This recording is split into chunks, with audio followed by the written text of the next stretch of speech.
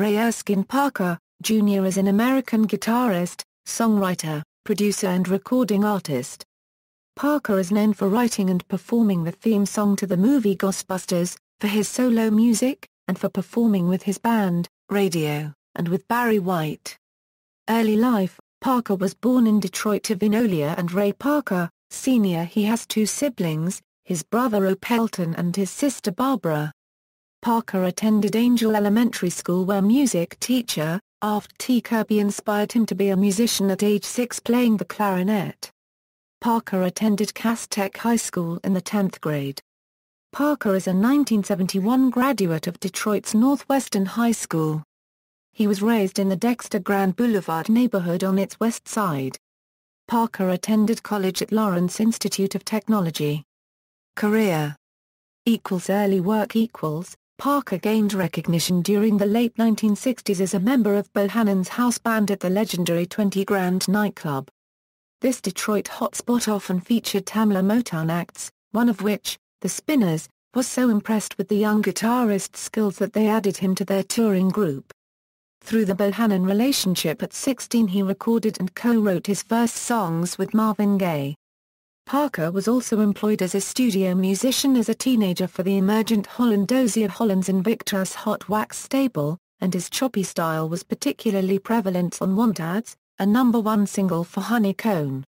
Parker was later enlisted by Lamont Dozier to appear on his first two albums for ABC Records. In 1972, Parker was a guest guitarist on Stevie Wonder's funk song Maybe Your Baby from Wonder's album Talking Book. In 1973, he became a sideman in Barry White's The Love Unlimited Orchestra, before creating Raydio, an R&B group, in 1977, with Vincent Bonham, Jerry Knight, and Arnel Carmichael. Parker appeared briefly in the 1974 film Uptown Saturday Night as a guitar player in the church picnic scene. Parker also wrote songs and did session work for the Carpenters, Rufus and Chaka Khan, Aretha Franklin, Stevie Wonder, Denise Williams, Bill Withers, Michael Henderson, Jean-Luc Ponty, Leon Hayward, Temptations, The Spinners, Boss Skaggs, David Foster, Rhythm Heritage, Gladys Knight and the Pips, The Honeycomb, Herbie Hancock, Tina Turner, and Diana Ross. His first bona fide hit as a writer was You Got the Love, co-written with Chaka Khan and recorded by Rufus. The single hit #1 on the R&B charts and #11 on the pop charts in December 1974. According to a special mention, in 1976 he worked as rhythmic guitarist for Lucio Battisti's album Iota Noi Tutti, translated as Me You and All of Us. Parker endorses and plays copyright Rider guitars. Raydio Raydio scored their first big hit, Jack and Jill, from their self-titled album in 1978 with Arista Records. The song reached #8 on the Billboard Hot 100 chart, earning a million-selling gold single and album in the process. Their follow-up song, You Can't Change That, was released in 1979 from the Rock On album. The song was another top 10 hit, peaking at #9 on the Billboard chart during the summer and also selling 1 million copies. In 1980, the group became known as Ray Parker Jr. and Raydio. The group released 2 more albums, Two Places at the same time in 1980 and A Woman Needs Love in 1981, both gold albums. In 1981, he produced the hard funk single Sweat by Brick. During the 1980s, Ray Parker Jr. and Raydio had 2 top 40 hits and their last and biggest hit, A Woman Needs Love, released in 1981, went to #4 on the Billboard Hot 100 charts and to #1 on the R&B charts for 2 weeks in 1981. Solo years Raydio broke up in 1981. Parker continued with his solo career, scoring 6 top 40 hits, including the hit single The Other Woman in 1982 and Ghostbusters in 1984. Ghostbusters was at #1 for 3 weeks on Billboard's Hot 100 chart, and at #1 for 2 weeks on its Black Singles chart. The song was also nominated for an Academy Award for Best Original Song in 1984 but lost to Stevie Wonder's I Just Called to Say I Love You from The Woman in Red. Parker's songs secured him a 1984 Grammy Award for Best Pop Instrumental Performance. Other hits from this period included I Still Can't Get Over Loving You, and Jamie. Parker was one of the first black artists to venture into the then-fledgling world of music videos. In 1978, Hollywood producer Thom Eubank produced several music videos of songs from Raydio's first, eponymous album on Arista Records.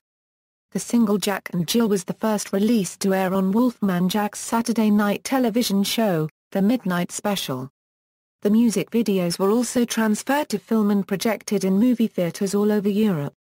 He also made 2 different videos for his hit The Other Woman. The first was Halloween-themed and centered around a haunted castle with dancing corpses and vampires. The second was more performance-oriented, with Parker performing the song against an outer space background with backup singers. Parker made the performance-oriented video because MTV refused to play the Halloween-themed version due to its depiction of an interracial relationship. Parker's Ghostbusters video, helmed by the film's director, Ivan Reitman, was one of the first movie-themed videos to find success on MTV. Parker also wrote and produced hits for New Edition, Randy Hall, Cheryl Lynn, Denise Williams and Diana Ross. He performed guitar on several songs on LaToya Jackson's 1980 debut album. In 1989, he also wrote Ghostbusters, a rap performed by Run DMC, for the movie Ghostbusters 2. 1989 also saw Parker work with actor Jack Wagner on an album for MCA Records that was eventually shelved and never released. A single from the Jack Wagner sessions, Wish You Were Mine, featuring an intro rap by Parker, was released on a $29.90 MCA promotional sampler CD. In 2006, Parker released a new CD titled I'm Free. Ghostbusters theme song controversy. Parker was accused of plagiarizing the melody to the Ghostbusters theme song from the Huey Lewis in the new song I Want a New Drug, which had been released on their sports album the previous year. Lewis sued Parker and Columbia Pictures, and the 3 settled out of court in 1985. In 2001, Parker filed a suit against Lewis for breaching part of the settlement which prohibited either side from speaking about it publicly. Lewis had implied in a VH1 Behind the Music special that they had paid a financial settlement as part of the original agreement. The case did not make it to court. Lewis paid Parker an out-of-court settlement. Acting. Parker also made acting appearances on the 1980s sitcom Gimme a Break, the 1984 CBS Saturday Morning Kids show Pryor's Place, Disorderlies, Enemy Territory, Charlie Barnett's Terms of Enrollment, also known as Terms of Enrollment, 2 episodes of Boringers, and Uptown Saturday Night. He was also a production assistant for the film Fly By Night. He made guest appearances on 21 Jump Street and Kids Incorporated.